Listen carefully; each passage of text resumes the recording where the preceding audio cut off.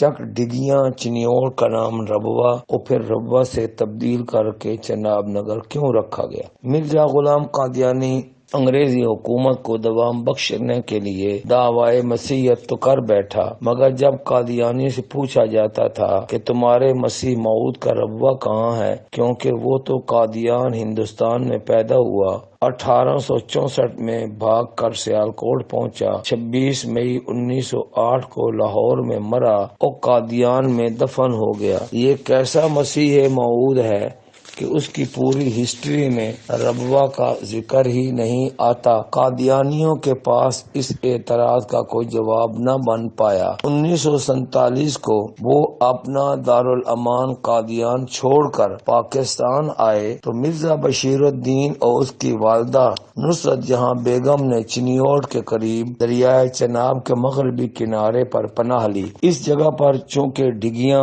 یعنی پہاڑیاں تھیں، اس وجہ سے مقامی زبان میں اسے چک ڈگیاں کہا جاتا تھا۔ قادیانیوں نے یہاں نیا شہر آباد کرنا چاہا تو اس کے نام پر غور و فکر ہوا۔ آخر جلال الدین شمس نے کہا کہ اس جگہ کا نام ربوہ رکھ دیا جائے تاکہ ہمارے اوپر ہونے والے اعتراض کا جواب بن سکے۔ اب اگر ہم سے کوئی پوچھے گا کہ تمہارا ربوہ کہاں ہے تو ہم کہیں گے یہ ہے ربوہ، اس طرح لوگ دھوکہ کھا جائیں گے۔ میرے والد ماجد حضرت مولانا منظور احمد چنیوٹی رحمت اللہ تعالی علیہ نے اس دھوکہ دہی کو پہچانا، تحریک شروع کی، ربوہ کا نام تبدیل کرو، قرآنی لفظ کا تحفظ کرو۔ یہ دھوکہ اس وقت زیادہ کھل کر سامنے آیا جب 1976 میں حضرت والد صاحب افریقی ممالک گانا، نائجیریا، سیرا لیون، گیمبیا وغیرہ گئے۔ وہاں کے لوگوں نے کہا